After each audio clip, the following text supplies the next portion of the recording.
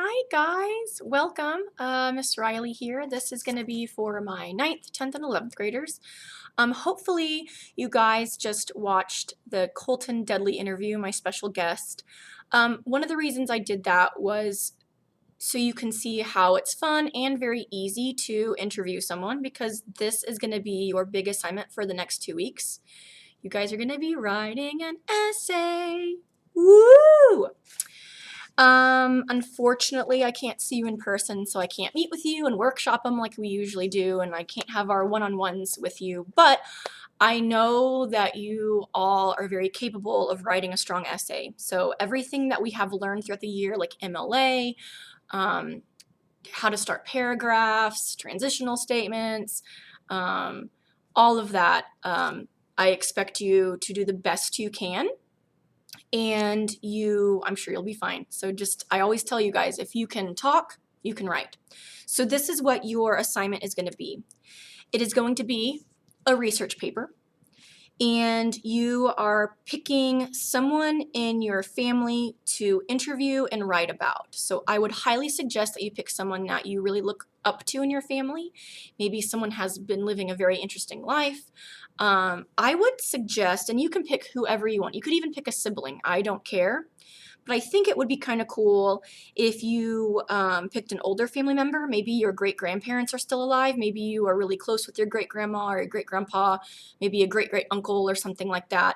I think it'd be really neat to interview someone who has lived a life. I think it'd be really cool to put their life on paper so you can keep it.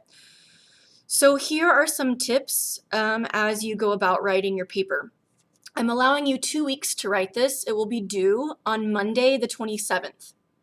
So you can either turn them in whenever you pick up.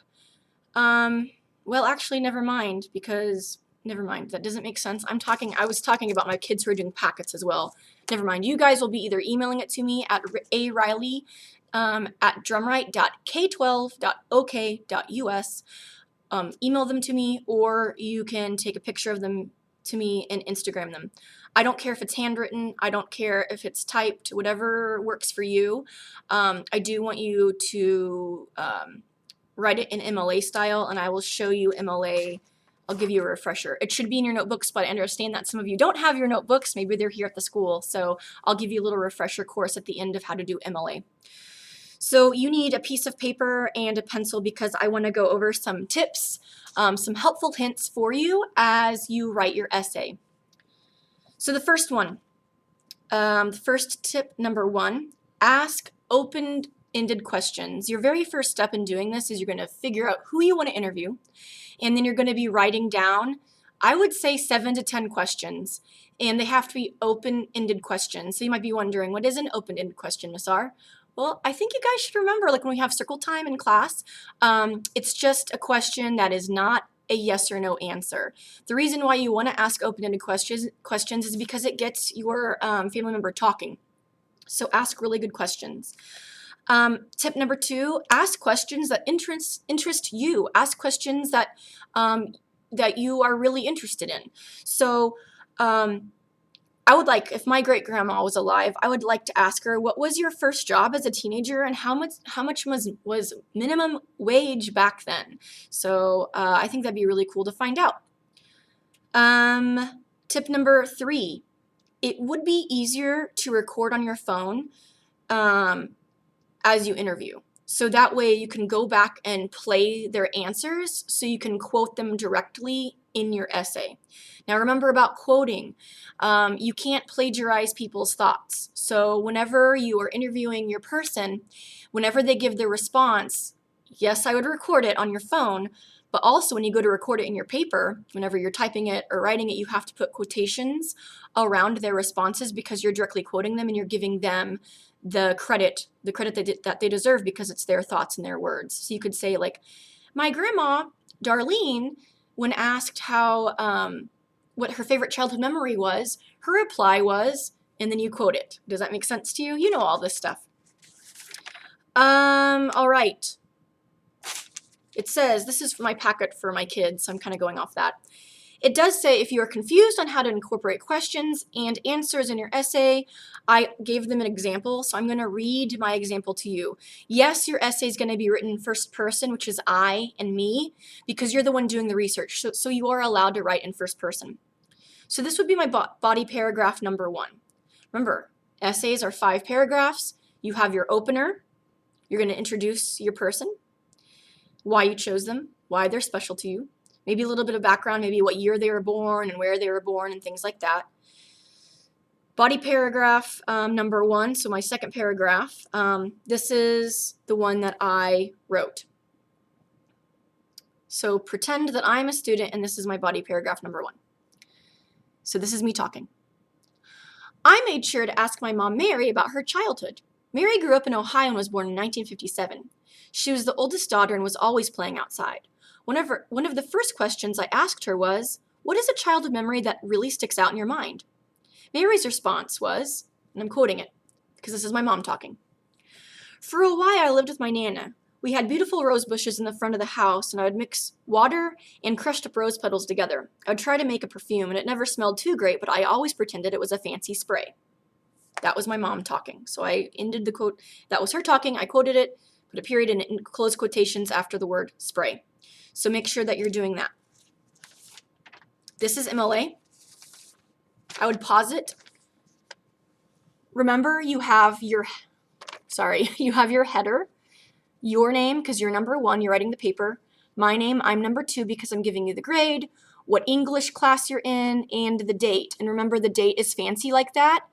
9, the day goes first, then the month, and then the year. Remember, the whole world writes dates like that besides here in the US.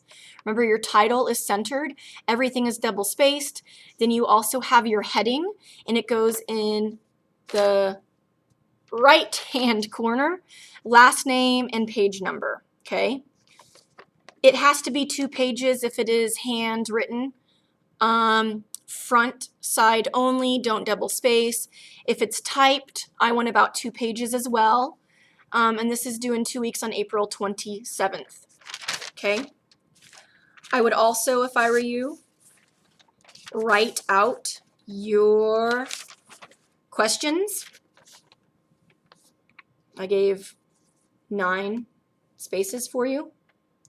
So write out your questions and then read them off to your family member. If they are living with you, you could even have them handwrite their response and give them a couple days to do it, and then you can turn it into an essay that way. How to lay out your essay. This is just a suggestion. If you are a very strong writer and you're comfortable with writing, you can lay out your essay and design your essay any way you want to. This is just a suggestion. I would pause it as so you can read it. So the number 1 is the opening paragraph. Introduce your person. Why did you choose them? Like I said, what year they were born, where they grew up, how many siblings do they have, all of that. First body, ask them about their childhood and teenage years. That your whole first body would be about their long ago, like their life. Second body paragraph, the number 3. It says, get creative with your questions. Perhaps research their adult life. What did they do for a living? What were their passions? Maybe they got married really, really young. Yeah, so figure that out. Number 4, the third body. What advice would they like to give your generation? How has life changed since they were in high school? Ask them about just their life. Get to know them. Once again, these are just suggestions. The closing paragraph, we're looking at number 5 now. Remember, the closing paragraph is you're rehashing and you're summarizing what you talked about. So, summary of what you learned about them, why did you choose them, and why are they special to you? You're kind of, this is an honor getting chosen as the person to be interviewed. So, tell them that. Tell them that you're choosing them because they mean something to you and you look up to them. I hope this makes sense to you. You have 2 weeks to do it. Don't make this harder than what it is. Don't stress out. I can answer all your questions through Instagram and email. I'm slower at getting back to you through email because I don't have email at my house. It just doesn't work on my phone. I'm sorry, but Instagram does. So get a hold of me through that way. Yeah. So anyways, good luck. I think you're going to do great. I'm not going to be posting another video for next week because this is going to be a 2-week assignment. Process this. Think about who you're going to choose. Pick someone that matters to you. Like I said, if my great-grandparents were still alive, I think I would have picked them, or one of them. So anyways, I miss you all. Best of luck to you. I'm sorry this was kind of scattered today. I've been drinking a Red Bull. I'm always either drinking coffee or energy drinks whenever I do this, so I'm kind of feeling amped and wild. So I hope I wasn't too all over the place. I hope this makes sense to you. I love you all. I miss you all. I will see you for week number 4. Yeah, so keep in touch. Be good. Keep your circles small. Take care of your mental health. Stretch. Go outside. Get some sun. Stay mentally healthy. Take care of yourself. I love you all. I'll see you soon. Can't wait to read those essays. Goodbye.